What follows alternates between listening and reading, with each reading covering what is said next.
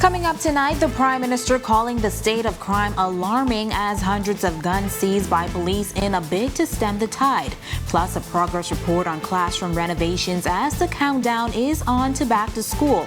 And later, the story of the historic Fox Hill community commemorated in the country's oldest festival.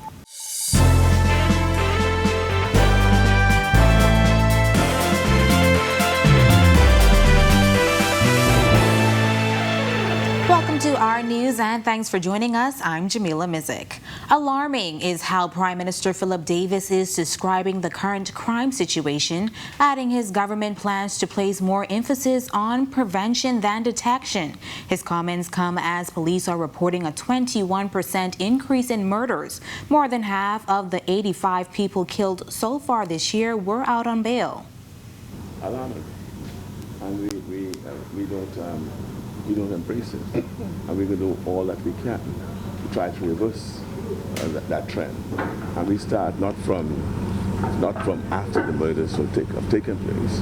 We're going to put more emphasis in detecting, less emphasis on prevention rather than detecting. More than 200 high-powered weapons have been seized in the country so far this year. It's progress, according to the police commissioner, who reveals what police are doing to crack down on crime. Italia Hall has the story. Criminals are becoming craftier than ever, according to Commissioner of Police Clayton Fernandez, who says they are noticing a growing trend of high-powered weapons that are being smuggled into the country, sometimes through couriers in snack and cereal boxes.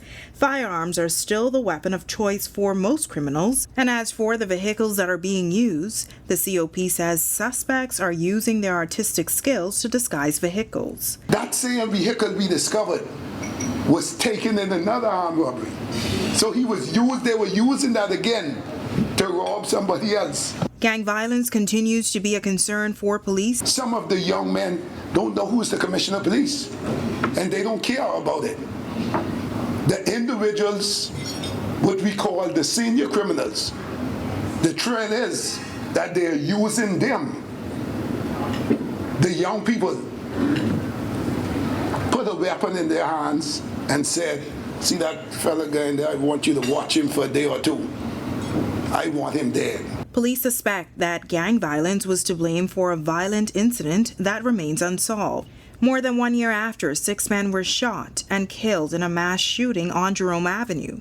Commissioner Fernandez giving this update on the investigation. I invited all of the family members, and we had a good dialogue. We received information from them, and we let them know where we were with the investigation. They were pleased. Some things they were not pleased with, and asked us to check, and we are doing just that. Reporting for our news, I'm Italia Hall. Commissioner of Police Clayton Fernandez says armed robberies are up by some 49%. While he says police are determined to clamp down on crime, he's also encouraging residents and business owners to remain vigilant. I see some individual will pull up to the ATM machine at nighttime. Leave your car running, it's only 2 seconds quick. That 2 seconds could cost you your life. Leave that couple of dollars till next morning. Don't do that. I see business establishment. You have security officers. They have a role to play, not to pack grocery. Their role is to ensure that you're safe and your customers are safe. And if you're making a bank deposit at night, the police chief says you should call your area commander to meet you at the bank. If somebody comes and they hold you up, they get the better hand on you, let them carry. If you want, if you carry the shop, you want to carry that too? Let them take what they want. It's better to let that go than to lose your life. In other news, a 39-year-old man was sentenced to 9 years in prison for raping a 15-year-old girl. George Bernard Storr learned his fate today at a sentencing hearing before Justice Deborah Frazier. A jury convicted Storr of unlawful sexual intercourse and threats of death on March 17th. It was back on November 13, 2020, when Storr visited the teen's mother at their home and offered to buy dinner for the family. The girl's mother allowed her daughter to walk with Storr Storr to show him the restaurant that the family frequented. However, Storr told the girl that he would take her to a less expensive eatery. Instead, he took her to an abandoned building on Wolf Road. The team began to run and Storr dragged her into the building and raped her. He told her that he would kill her if she told her mother. Storr will be credited with the time he has already spent in prison.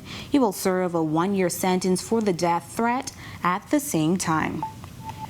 Contractors at schools across the country have been given a 2-week deadline to complete extensive renovations. Bethany McDermott has a full report coming up in 5 minutes. But it's time now for your first look at temperatures. Meteorologist Greg Thompson is in the Weather Center with the latest. Good evening, Greg. Thanks, Jamila, and welcome everybody for our first look at weather on this warm Wednesday evening. It is Wednesday, yes. Temperatures right now outside of studios in the upper 80s. It's warm and hazy out there still. Your winds out of the east-northeast at 10 miles per hour, and your field slight temperature very warm, 94 degrees. On the outdoors, satellite view, quiet again around the islands. The ridge of high pressure remains in firm control of our weather. That Saharan dust that was across us is now thinning out some. Most of the dust is moving towards the north, but we do have another batch in the Atlantic that is expected to get here. But that dry air mass is keeping things rather quiet across us, much in terms of shower and thunderstorm activity. Most of the activity is in the Gulf of Mexico and will continue to move away from us. That's your first look at weather. Your extended forecast is still to come. Thanks, Greg. Still to come on our news, the Prime Minister touring some schools on New Providence today as contractors have 2 weeks to complete repairs. And the Drink Responsibly Forum hosted by the University of the Bahamas delving deep into the issue, plus sights and sounds from the country's oldest festival as residents celebrate Fox Hill Day. That's coming up when our news returns.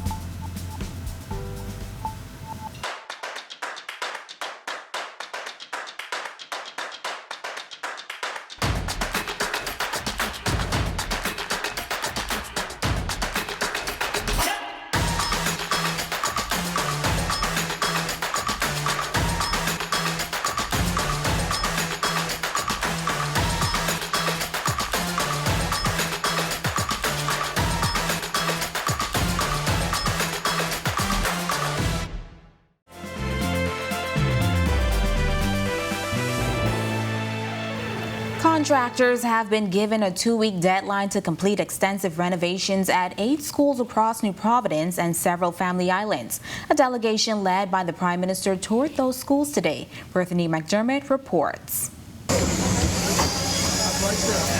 Less than 14 days before the official opening of public schools, extensive renovation is still underway at multiple campuses across the country.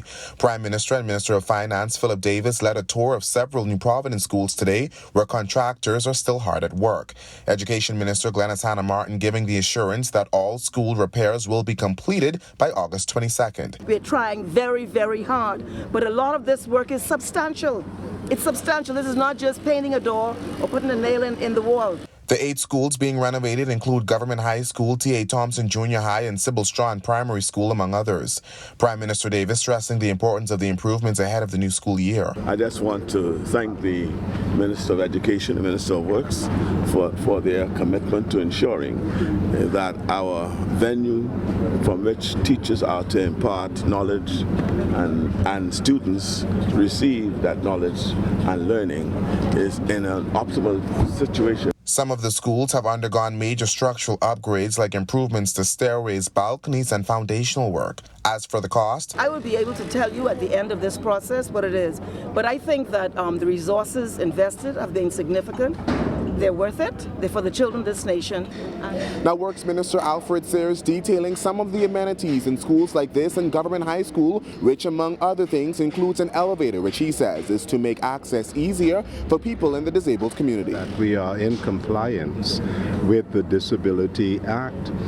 Within the classrooms, focus has been on ventilation so that we can make the school as safe as possible. Reporting for Our News, I'm Bethany McDermott. And as public school students are expected back in class on August 29th, the Bahamas Union of Teachers says a week before the official opening, it will hold a meeting to decide whether members will strike at the beginning of the school year. This comes following weeks of unsuccessful negotiations with the government. Here's Education Minister Glenys Hannah Martin addressing the issue. I think all Bahamians should be concerned if school reopening is being affected. School needs to reopen. As for COVID-19 protocols, the Education Minister saying, the COVID regulations allow now for full face-to-face 100%, and we would like to get all of our children in the classroom. In other news, the Prime Minister insists his administration is multitasking and fully capable of ensuring the reconstruction of Grand Bahamas Airport. Back in May, Deputy Prime Minister and Minister of Tourism Chester Cooper projected a new airport will reopen in 2025. A new request for a proposal was issued in April in search of a partner to rebuild the airport, which sustained $60 million worth of damage during Hurricane Dorian in 2019. Whilst the negotiations for the sale of Grand Lucane Hotel is taking place, we are also at the same time working assiduously to ensure that the airport, the gateway to Grand Bahama, is also in that mix. So we're not just leaving the airport aside to get that done. We're working in tandem to ensure, because in opposition, you would have heard me saying and speaking to the fact that for Grand Bahama to move on, it has to be a holistic approach. We can't just sell Lucane Hotel without understanding where Ellis is going to come from. Meanwhile, the Grand Bahama Port Authority has engaged with operators of the International Bazaar for its continued demolition following the latest in a string of fires at the dilapidated structure. In a statement today, GBPA President Ian Roll saying the port has also engaged the government in advanced discussions for the approval of amendments of the building and sanitary bylaws, which would enable the port to execute more demolitions in a timely manner and recoup the associated cost. The statement continuing that the port has never owned any part of the International Bazaar, but has historically subsidized it for many years. Merchant trade shot up 43% in fourth quarter of 2021. That's according to the Bahamas National Statistical Institute's Foreign Trade Statistics quarterly report that was released this afternoon. The value of commodities that entered the Bahamas during that period totaled $925 million. The increase in imports coincides with the ramping of the tourism sector, which saw strong gains in 2021 compared to 2020, when the tourism industry was hampered by travel restrictions and emergency lockdown orders. The report says the major groups of merchandise were mineral fuels, lubricants, and related minerals, which totaled $200 million, food and live animals at $161 million, and machinery and transport equipment, which totaled $139 million. When our news comes back from the break, if you drink, don't drive. How the University of the Bahamas is driving the message home. Plus, coming up in Sports for tonight, Jonquel Jones and the Sun, they take the spark out of Los Angeles. We'll give you details on that particular game as the WNBA season winds down. That's coming up in sports. And later, a celebration of freedom for Fox Hill Day. We have the details when our news returns.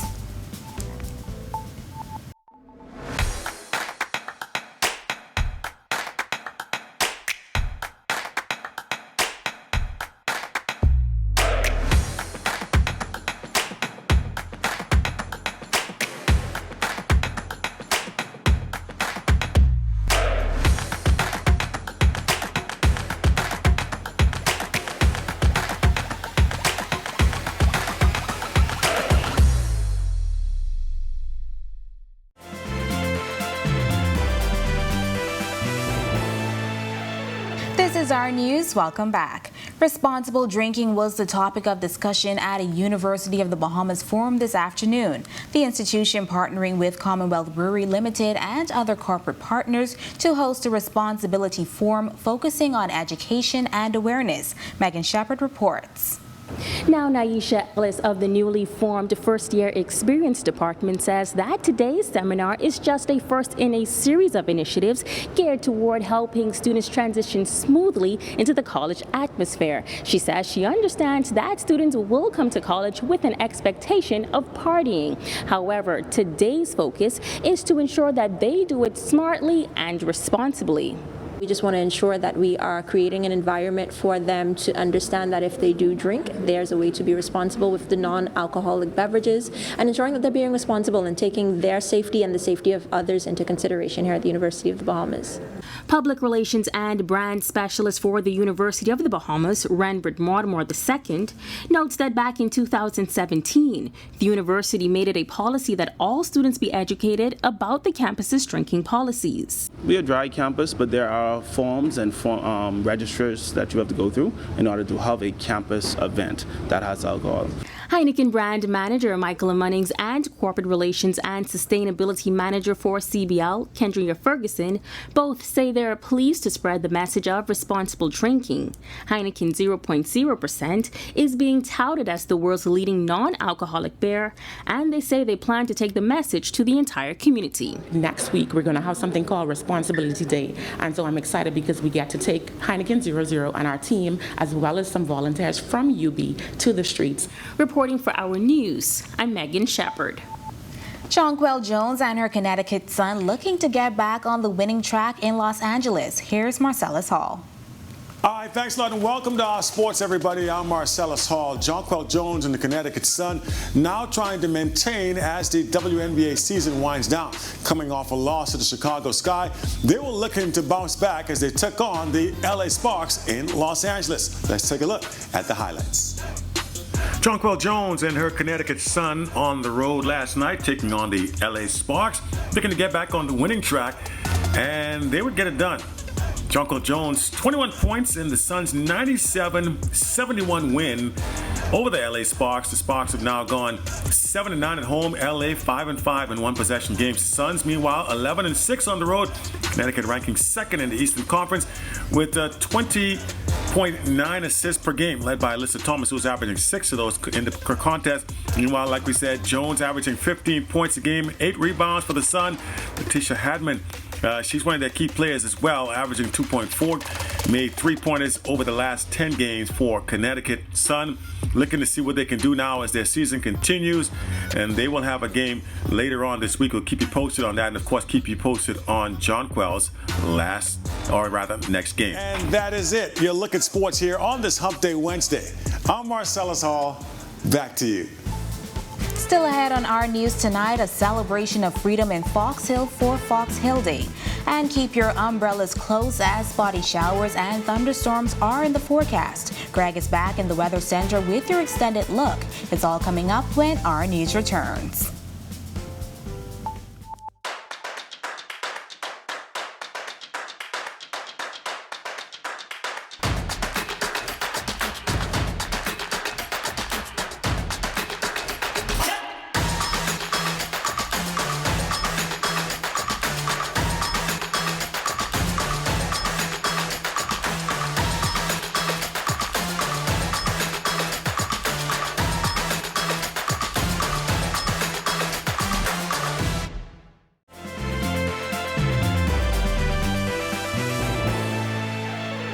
Welcome back to our news. Spotty showers in forecast tonight as warm conditions are also expected to continue into the weekend. Meteorologist Greg Thompson is back in the Weather Center with a look at the tropics and your extended weather forecast. Greg? Thanks again, Jamil, and welcome back everybody for our second look at weather. We're still watching the tropics. That system out there that we were monitoring over the last 2-3 days, it's basically falling apart. Most of the convection has weakened over the past 24 hours.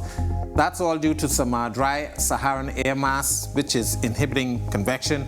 Also, it's starting to encounter some upper level shearing. So thunderstorm activity is waning, and most of the activity will continue to wane as the system continues to pull towards the west. We are also watching another strong tropical wave that's coming off the African coast, but we'll continue to watch that one over the next couple of days. Closer to home, high pressure in charge, jutting out there from the Atlantic across our area and into the Gulf of Mexico. Upper level disturbance had affected us few days ago is now deep into the Gulf of Mexico, moving across the Gulf Coast of the United States. And a lot of activity associated with that will be moving away from us. We could see 1 or 2 spotty showers across our area, but that Saharan dust will continue to limit thunderstorm and shower activity. Boating forecast for the Northwest Bahamas tonight through tomorrow. Your winds will be easterly at 10 to 15 knots. Your seas running 2 to 4 feet over the ocean. Your high tide is at 7:19 tonight. For the central and southeast Bahamas, a caution flag still in place for you guys, but your winds more east-northeasterly to easterly at 15 to 20 knots, gusting at times across the southeast Bahamas. Seas will be running 4 to 6 feet over open waters. Here's a look now at your national forecast.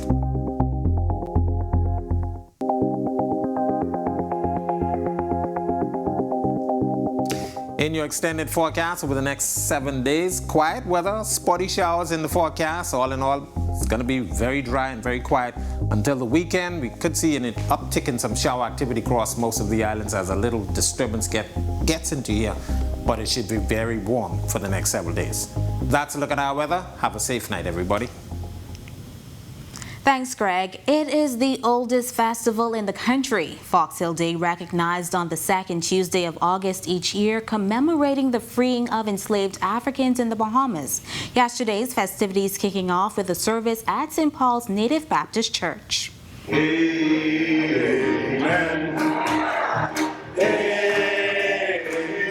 These events and marking these occasions connects us and binds us.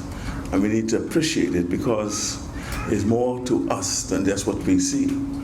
And sometimes it's those intangibles that stretches over generation. I call it the intergenerational spirit that binds us all together. That's Prime Minister Philip Davis detailing the importance of Fox Hill Day celebrations. Davis and several other politicians continuing the age-old tradition of attending churches in Fox Hill in commemoration of the historic day. Free National Movement leader Michael Pintard also making an appearance. Today, we remember the sacrifices of our ancestors, the incredible contribution that they have made coming here enslaved in many instances, but somehow being able to produce sons and daughters and grandchildren and great-grandchildren who've gone on to make a mark around the world. The day is filled with musical selections,